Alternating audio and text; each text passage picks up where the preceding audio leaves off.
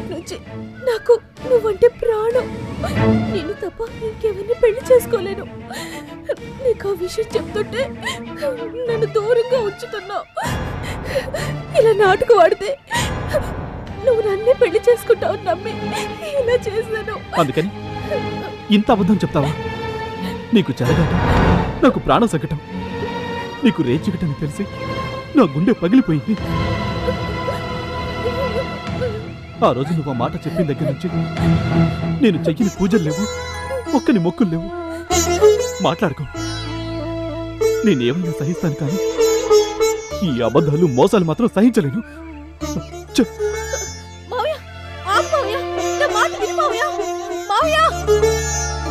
నేను అబద్ధం చెప్పాననేగా నువ్వు నన్ను వదిలి వెళ్ళిపోతున్నావు.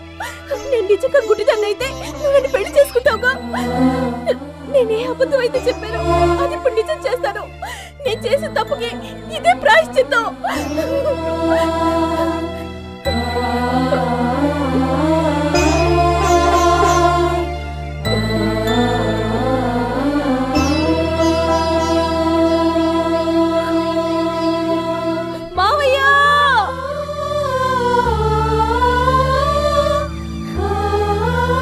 గీతా, వద్దు గీతా, గీతా.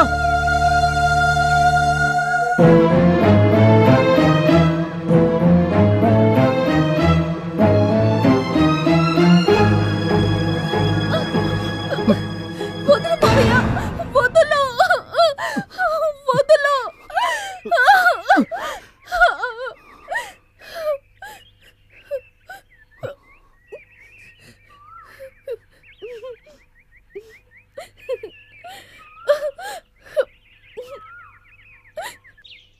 ఎన్నిసార్లు తిట్టినా నీకు బుద్ధి రాదు.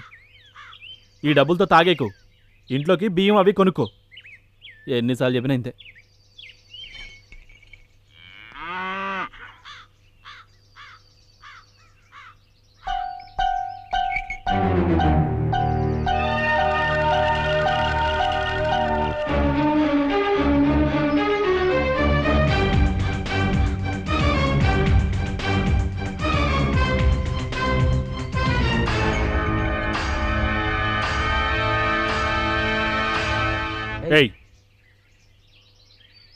దిగు కిందికి. అది చెప్పడానికి నువ్వెవరు? ఈ బండి మా బావది. ఓ, నువ్వు ఆయన బామర్దివా? అంటే నువ్వు నాకు కావలసిన వాడివే. రా కూర్చో. మర్యాదగా బండి దిగావా సరే, లేకపోతే ఈ వంకతో నన్ను తాకాలనుకున్నావా? ఏం చేద్దాం, అందరూ నన్ను ముట్టుకోవడానికి ఏదో ఒక నెపం పెట్టుకుంటారు. దిగవే కిందికి.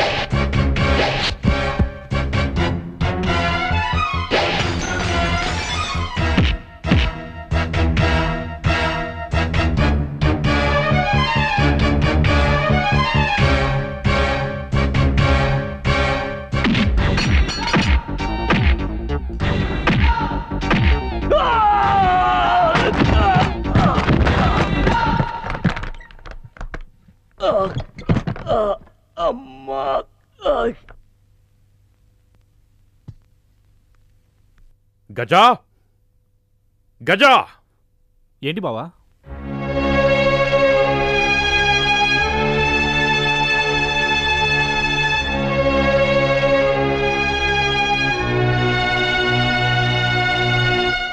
చింతామణ్ణి నువ్వు బండ్లోంచి ఎందుకు లాగావు?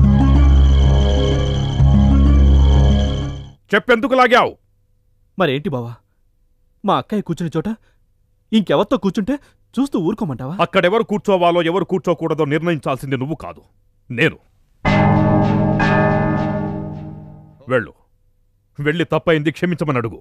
నేనెందుకు దానికి క్షమాపణ అడగాలి? గజా! నానా, మావయ్య ఏమంత పెద్ద తప్పు చేశాడని దానికి క్షమాపణ అడగాలి? అమ్మ కూర్చున్న ప్లేస్ లో వేరే ఎవరో కూర్చుంటే చూస్తూ ఊరుకుంటాడా? నాకే ఎదురు చెప్పేంత పెద్దదానివైపోయావమ్మా. గజా, ముందెళ్ళి ఆమెను క్షమాపణ అడుగు. నేనేం తప్పు చేయలేదు బావా. భేష్, ఇద్దరు ఎదురు చెప్తున్నారా? చాలా బాగుంది లక్ష్మి. కూతుర్ని తమ్ముణ్ణి చాలా చక్కగా పెంచావు. చిన్న పెద్ద అనే మర్యాద లేదు. ఈ ఇంట్లో నా మాటకి విలువ లేకుండా.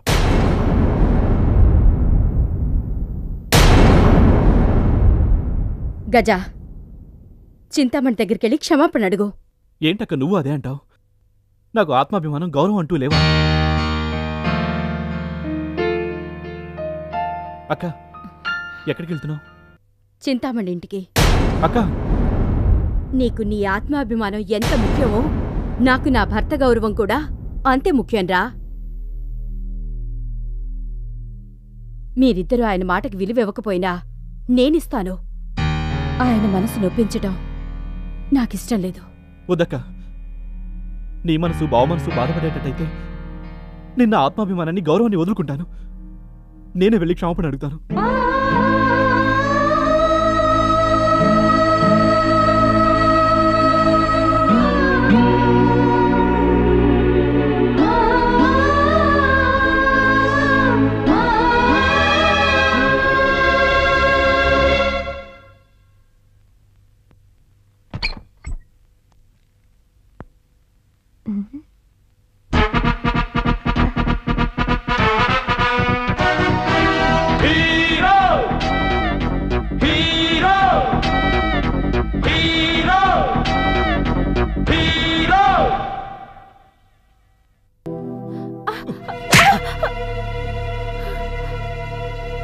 మా బావ చెప్పాడు కాబట్టి నిన్ను క్షమాపణ అడగడానికి వచ్చాను, అంతేకాని నీతో చిందులేయడానికి కాదు. జాగ్రత్త. చెయ్యి. వెళ్ళిన పని అయిందా? మహారాణి గారిని క్షమాపణ అడిగావా? ముందు వెనక ఆలోచించే శక్తి లేదా నీకు? ఎవరేం చెప్పినా తలూపేయటం, ఏం చెప్పినా చేయటం. అవును, నా అక్క సంతోషం కోసం, బావ గౌరవం కోసం నేనేమైనా చేస్తాను. ఎందుకో తెలుసా? నేను ఇంటికొచ్చేటప్పుడు అక్క నాతో ఓ మాట అంది, మీ బావ నాకెలా దేవుడో నీకు అలాగేరా అని. ఈరోజు ఆ దేవుడే తప్పు చేశాడు కదా. చూడు, మనం తప్పు చేస్తే శిక్ష వేయటానికి దేవుడున్నాడు. దేవుడే తప్పు చేస్తే అదే సరైన దారిని మనం వెనకే వెళ్ళాలి, లేదా మన దారి మనం చూసుకోవాలి. నీది తప్పని అనకూడదు గీత. అంటే నువ్వు వాళ్ళు చెప్పిన వాటన్నిటికీ డూడు బస్వన్లాగా తలుపుతూ ఉంటావు. గీత, నువ్వెలాగైనా అనుకో, నేను నన్ను మార్చుకోలేను. నేను మా అక్కయ్య ఇంటికొచ్చినంత మాత్రాన తల్లి ప్రేమని పోగొట్టుకోలేదు. ఆ స్థానాన్ని నింపింది మా అక్కయ్య. పేగు తెంచుకుని పుట్టిన వేరువేరంటారు, కానీ మా అక్కయ్య దాన్ని అబద్ధమని నిరూపించింది. నాకు అక్కయ్య మాత్రమే కాదు, నాకు తల్లి. నీ అక్క నీకు దేవత, ఆవిడ మాట వింటూ న్యాయం ఉంది. కానీ తప్పుదారిలో నడిచి నీ బావ మాట వింటాం తప్పు కదా? అదంతా నాకు తెలీదు. నాకు మా అక్కయ్య దేవత, అక్కయ్యకి బావ దేవుడు. మా అక్కయ్య సంతోషంగా ఉంటుందంటే నిన్న ప్రాణాలైనా ఇస్తాను.